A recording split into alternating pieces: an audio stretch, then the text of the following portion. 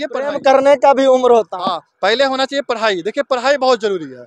पढ़ाई के साथ देखिए प्रेम किस प्रकार का प्रेम, अपने आप माँ से भी प्रेम करते हैं, आप अपने समाज से भी प्रेम करते हैं, आप अपने काम से प्रेम करते हैं। तो आप कहा भी जाता है कि अगर सबसे ज्यादा अगर आपको प्रेम करना है तो अपने काम से करिए, और आप अपने काम से प्रेम करिएगा तो ये प्रेम आपको काफी समय तक एक ऊर्जा देते रहेगा और आप में एक अच्छे काम करने के प्रति एक ललक को पैदा करेगा।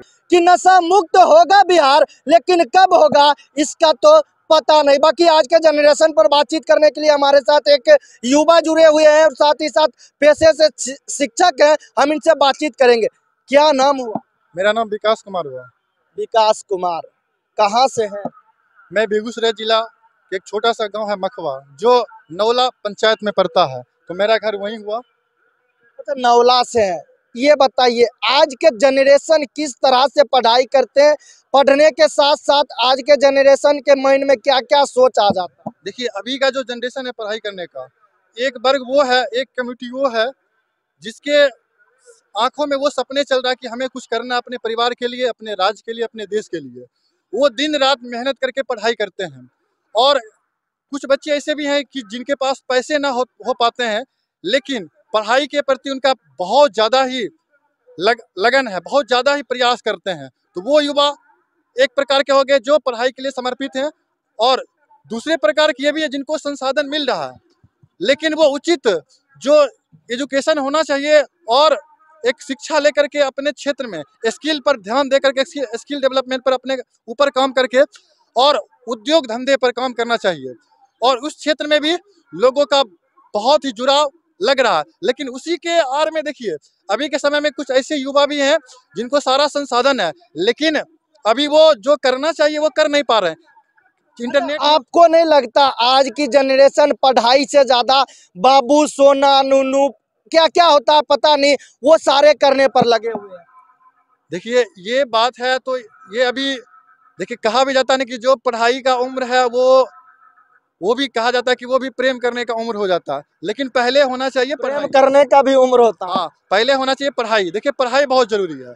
पढ़ाई के साथ देखिए प्रेम किस प्रकार का प्रेम, अपने आप माँ से भी प्रेम करते हैं, आप अपने समाज से भी प्रेम करते हैं, आप अपने काम से प्रेम करते हैं। तो आप कहा भी जाता है कि अगर सबसे ज्यादा अगर आपको प्रेम करना है तो अपने काम से करिए, और आप अपने काम से प्रेम करिएगा तो ये प्रेम आपको काफी समय तक एक ऊर्जा देते रहेगा और आप में एक अच्छे काम करने के प्रति एक ललक को पैदा करेगा। अच्छा, आप एक पेशे से शिक्षक हैं, आपके बीच बहुत सारे अभ्यर्थी ऐसे होंगे जिन्हें पढ़ाई में मन शायद 1% भी ना लगे, शायद पीछे वाले बेंच पर आएंगे और टाइम पास करके चले जाएंगे। वैसे सिचुएशन में वैसे अभ्यर्थियों को कैसे हैंडल करते हैं? देखिए सबसे बड़ी बात है, देखिए बच्चे अलग अलग माइंड सेट के होते हैं, अलग अलग बात हर वक्त उनमें चलते रहता है। तो जब क्लास होती है तो उसमें आप किसी एक ऐसे टॉपिक को सजेस्ट करिए, चूज करिए जो लगे कि हाँ कि इसको बताने वाला उससे बच्चे को प्रेरणा मिले, यानी कहानी टाइप में, यानी कि उन्हें भी अच्छा लगे, बच्चे को भी मन लगे। बच्चे को भी मन लगे,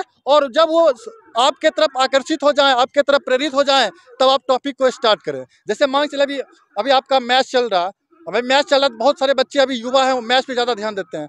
तो कुछ टॉपिक ऐसे हैं कि आप मैच से रिलेटेड, क्रिकेट से रिलेटेड पूछिए और उस टॉपिक को वहाँ पे लाइए, उसके बाद अपने पढ़ाई पे लाइए, और फिर जाके उसको एकदम आसान भाषा में, एक आसान कंसेप्ट, उसे कोई प्रेशर ना देते हुए उस बच्चे को आप पढ़ाने का काम करिए, कुछ सिखाने का काम करिए, उस पर थोपिए नहीं, उसको सिखाने का प्रयास करिए, तब जाके बच्चे वो सही माइंड सेट करके वो सीखने का प्रयास करें। यानी कि आप ये नहीं कहते कि सिर दर्द का गोली खा लो, बाकी उन्हें हंसा खिलाकर बहला फुसलाकर पढ़ाते हैं। देखिए मेडिसिन जो है ना, दवा दवा शब्द ही है कि रोग को दवा दो, पहले जानिए।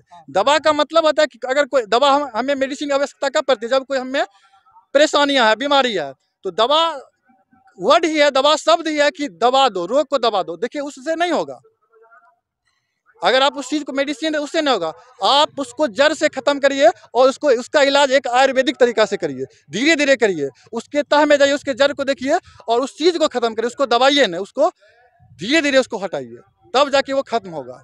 अच्छा, क्या कुछ कहना चाहेंगे? वैसे बहुत सारे अभ्यर्थी आपके संस्थान में आते होंगे पढ़ने, जो गरीब फैमिली से बिलोंग करते हैं, जो असक्षम रहते हैं फी देने में, वैसे अभ्यर्थियों को आप कोचिंग संस्थान से भगाने का काम करते हैं या फिर उन्हें पढ़ाने का काम करते हैं, उनका दर्द समझने का काम करते हैं? देखिए, शिक्षा और खास करके हम लोग बिहार के हैं, बिहार का जो अतीत है, बिहार का जो गौरव है, यहाँ एक फ्री में शिक्षा चलता था, एक समय ऐसा था। गौतम बुद्ध यहीं के थे, जो अभी आप देख रहे हैं नालंदा, खंडहर, राजगीर, वहाँ वहाँ का जो पढ़ाई था, वहाँ का जो अध्ययन था, शिक्षा था, यहाँ फ्री में लोग आते थे और पढ़ के यहाँ से जाते थे। तो कहीं ना कहीं देखिए, इसमें भी वैसे बच्चे को जो मेधावी हैं, जो पढ़ना चाहते हैं, वो अपने परिवार को आगे बढ़ाना चाहते हैं एक जिम्मेवारी के साथ, तो वैसे बच्चे को, जो बच्चे पैसे देने में सक्षम नहीं है, तो वैसे बच्चे को रिबेट करना चाहिए और छूट मिलनी चाहिए और उसे आगे बढ़ाना चाहिए। और कुछ बच्चे ऐसे भी हैं कि जिसके पास पैसे नहीं हो पाता, तो उसको फ्री में भी पढ़ाना चाहिए।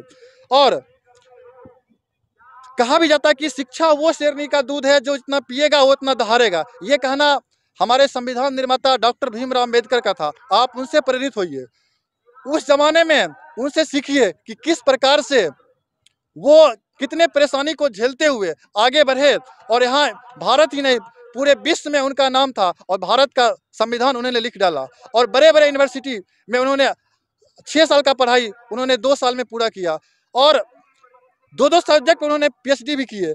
तो कहने का मतलब है, हम वो लोग उनसे इंस्पायर हुए कि अभाव में कैसे पढ़ा जाता है, अगर नहीं कुछ भी हो। और अभी के समय में देखिए कि एक शिक्षा जो है, आप अगर मेहनत करने वाले हैं तो अभी सब बुक्स है, मटेरियल्स है, या फिर ऑनलाइन क्लासेज है, या फिर यूट्यूब पर या फिर गूगल्स पे बहुत सारे लेक्चर्स हैं। बहुत सारे ऐसे सोशल मीडिया, बहुत जगह अभी बहुत इतना ज़्यादा सुविधा है कि घर में बैठे बैठे पूरा देश दुनिया घूम सकते हैं। देखिए, बिल्कुल, अभी आप देखिए, जितना भी अभी आपका सोशल साइट्स है, या फिर डिजिटल, या फिर मीडिया है, या फिर इंटरनेट है, आप यहाँ घर बैठे बैठे अभी आप देखिए, यहाँ बेगूसराय में आप विकास कुमार से पढ़ सकते हैं, और बेगूसराय में ही आप ऑनलाइन क्लास करिए।